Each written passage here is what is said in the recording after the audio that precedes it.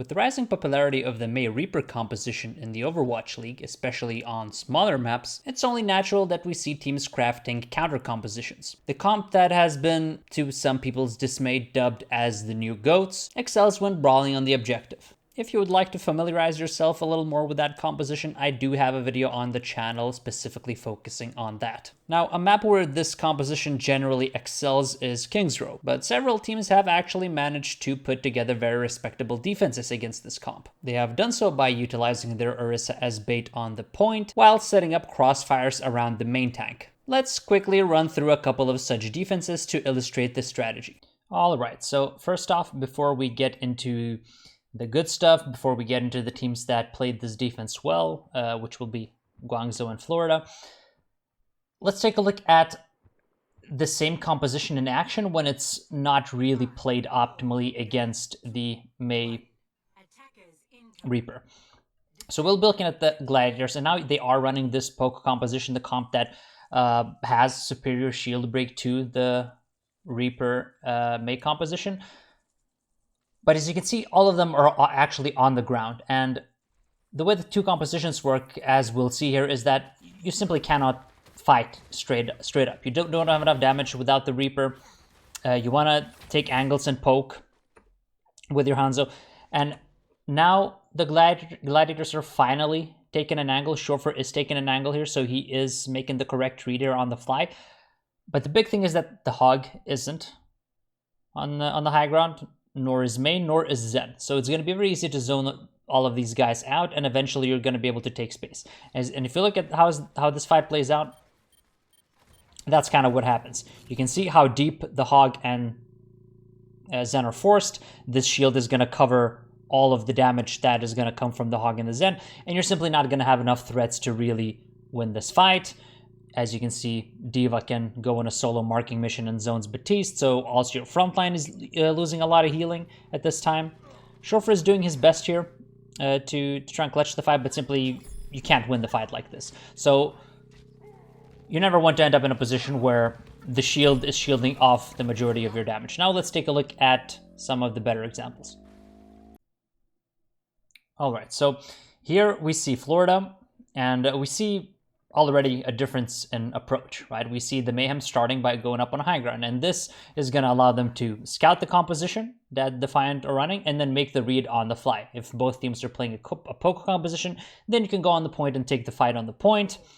If they are not, then you can abuse high ground and you still have ways around it. So, as we'll see here,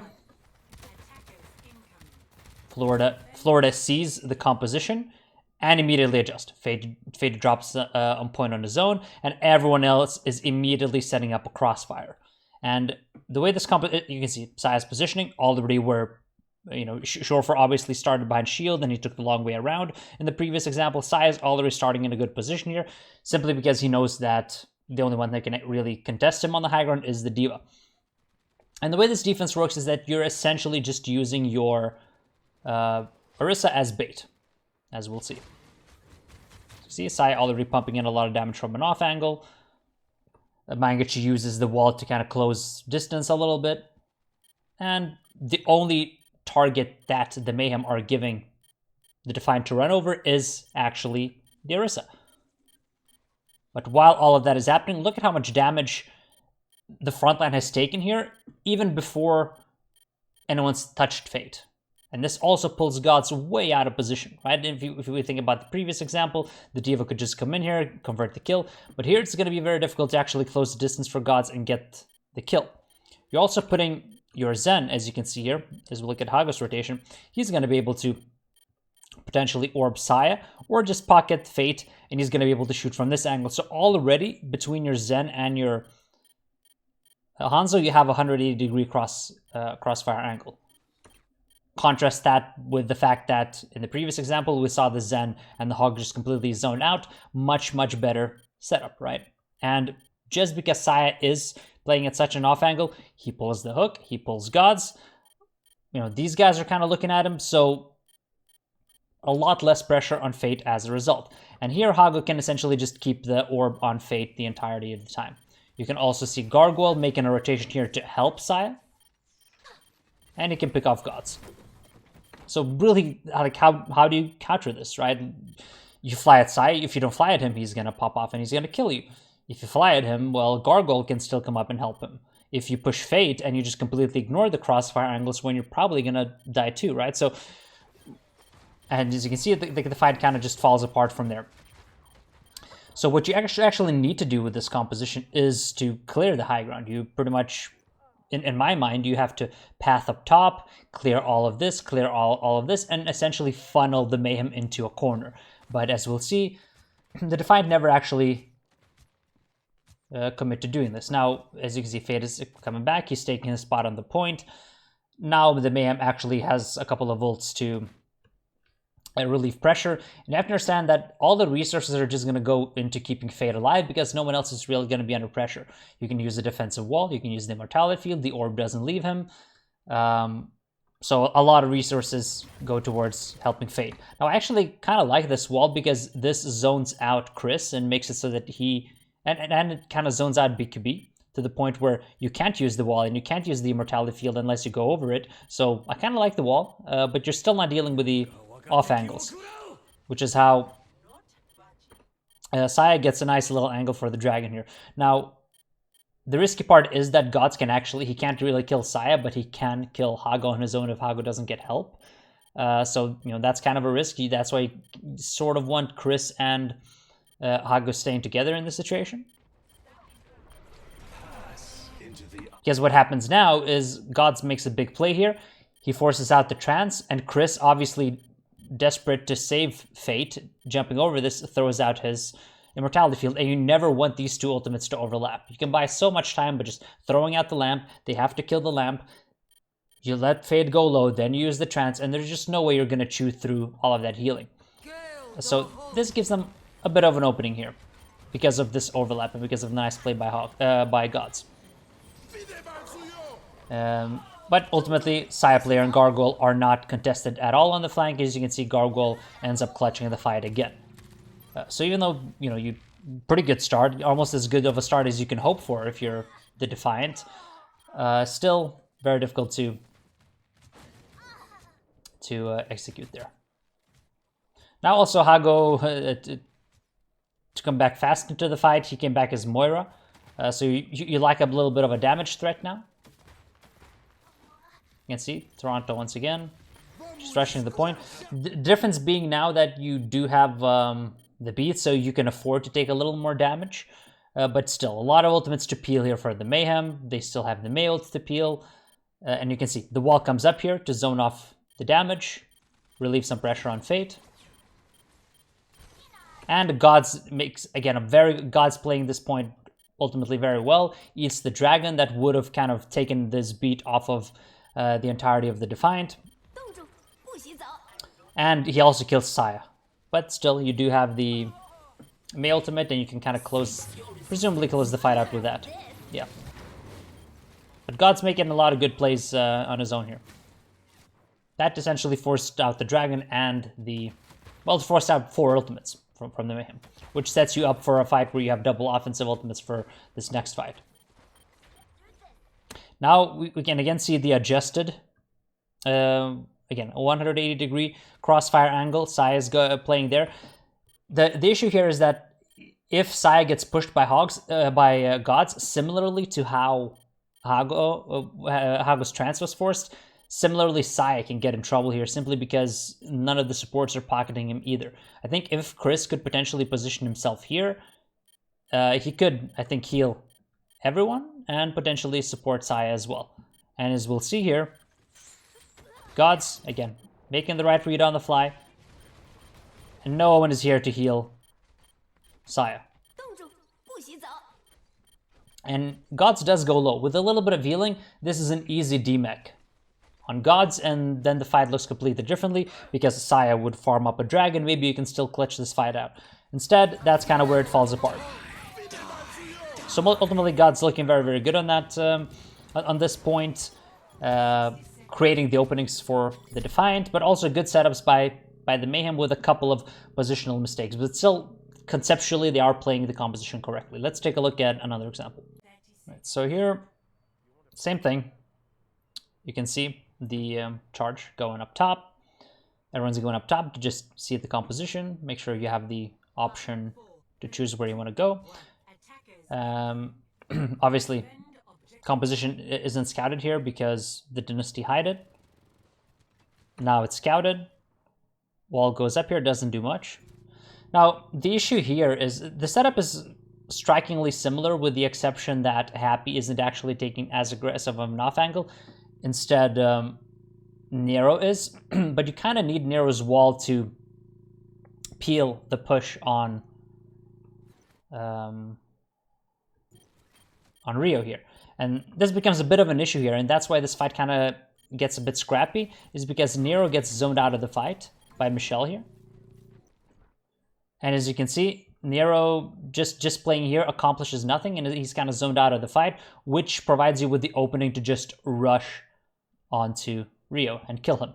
So, yeah, and you don't want to end up in a situation where someone is out of the fight, which is why I felt like Mayhem's initial setup was a little more solid, because Hanzo can just pressure and do a lot of things from this angle, and Mei can still support the Orisa from this angle and kind of drop and freeze whoever overextends. Again, like we saw BK do a couple of times, he just dropped and froze whoever was pushing him throughout the blizzard there. So this is a bit of an error in my mind by the Guangzhou Charge in terms of the positional setup, which is why it costs Rio his life. But ultimately, again, if we look at the position, what this does is that it allows Happy, and if Rio gets pushed there, it provides probably the best angle you can hope for Rio and Shu, and they can just spam in tons and tons of damage into here. And even if the Dynasty push out here, they still have threats above them. So even with Rio dead, this is by no means an easy fight for them, simply because they have to deal with so many angles.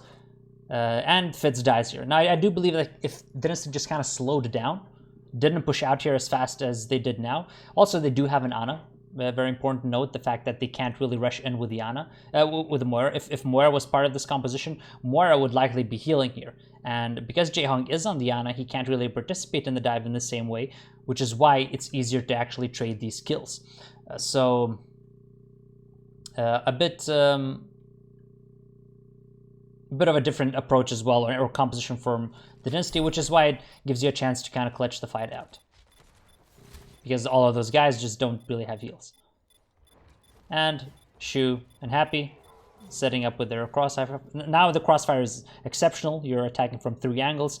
Doesn't matter where the shield is put by Marvel, especially when Nero makes a huge play here and kills Jaehong and eventually Toby. Just nothing you can really do, and everything just sort of falls apart. But you do give up 2 ticks, and it was very close, and I do feel like if you were on the Moira here, it does feel like you could potentially have won this fight if you were the Dynasty. Now, if you look at the positions now, adjusted, right? Like, Nero doesn't even play on the high ground now. He is just kind of a peel bot for Rio, so there's not going to be a scenario where he's not going to be able to help him with his wall. Same setup here, Zen in the window, Hog here, Hanzo here, and what I said that Mayhem could have potentially done better is you put your Batiste here. He can help your Hanzo if he gets pushed. He can help Zen if he gets pushed. Whoever the D.Va flies on, the Batiste can help them from this position. And Hog is obviously very self-sufficient. He doesn't really need help. So actually now for the second push, I really love the setup by the Charge. And you can see the Dynasty tried to flip the map. Rio obliges and flips the map, and still, like, look at this crossfire. You're completely surrounded. Michelle opts to push Shu, but once again, you're able to help each other. He can't go for solo kills here the way that Gods did. So he commits in, and he's just gonna get demoned because these guys are helping each other. Obviously, you see Char being focused on other things, but he can in theory help there too. Fitz is obviously trying to help here, but you're pulling away so many resources just to deal with these angles, and the trades really aren't that favorable to you, especially when Nero does have a blizzard here to peel the fight off, and the fight just kind of ends. Now, heading into the next fight, again, you have double support ultimates, you have Dragon. We look at the setup again. Jaehong actually ends up on a bit of a flank here. Now the setup isn't quite as solid here. The crossfires aren't quite as solid, but you also have a lot more ultimates to handle this push if you're the charge. And something the Dynasty actually do quite a bit with this composition, seemingly why they run on a lot of times, is they like these plays where they nano the Reaper and he just teleports in to clear sections of a map. And Fitz can never make this play without the nano. So you have one more person who can kind of go in there and clear the high ground other than the D.Va. And you can see he combines here with Michelle. Now, the issue is that you're still fighting a 3v1. You're still fighting against a trance. You're fighting against an immortality field. So you're not really going to get much done regardless. And when you're pulling those resources away from the point, well, there's not going to be any pressure on Rio. Rio's going to be completely fine. And you end up dying again. So now, heading into the next fight, the Dynasty finally do what I sort of think is optimal against this composition, is just clear the high ground. Path in a way where you clear everything and you force a brawl. You can see in the pathing, they go up on the high ground, and immediately you look at these rotations, you force charge into a corner. You either have to force them to drop here and rotate all the way around, but you're clearing these positions that have been winning the charge of the fight. And now this fight is just going to be very messy. It's going to be scrappy. There's going to be a lot of ultimates exchanged. You see bongos go down. Very nice disengage by the Dynasty. Just wait out the bongos. But ultimately, this is the fight that the Dynasty want. They want a fight in an enclosed area where there are no flank angles.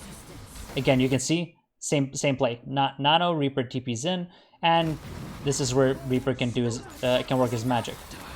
So it's scrappy, it's messy, but the fight is played under Dynasty's win condition rather than just allowing charge to do whatever they want. So interesting little concept to discuss, I thought, comparing and contrasting a couple of different defenses.